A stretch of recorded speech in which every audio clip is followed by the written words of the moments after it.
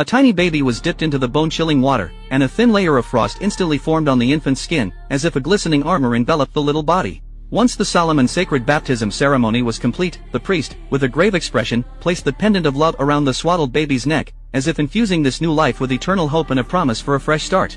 Immediately after, the soldiers and subjects rushed into the river to receive their baptism.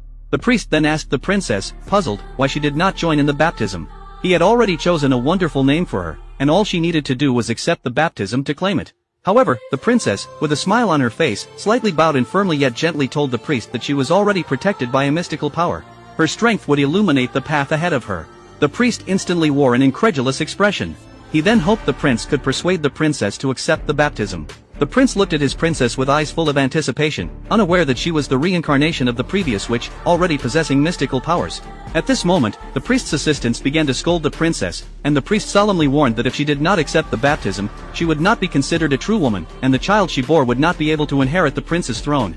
If the princess was unwilling to do it in the name of love, the priest would use force to strip her naked in front of everyone and drive her into the water.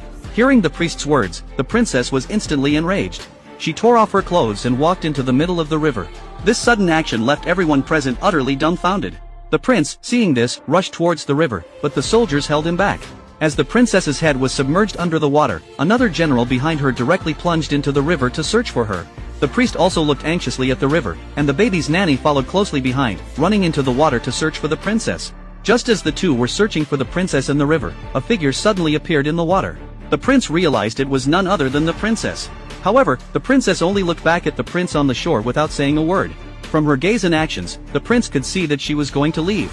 He anxiously ran to the small boat on the shore and rowed with the soldiers into the river, trying to stop the princess. The priest, understanding from the prince's actions that he could not force his woman to accept the baptism, turned and left. Late into the night, the prince was still following the princess's footprints, searching for her. However, the princess had vanished into thin air, leaving only a trail of footprints. The prince's guard then advised him to return first, as they would not be able to find the princess because she was a jaguar. At this moment, the princess's son was crying incessantly from hunger.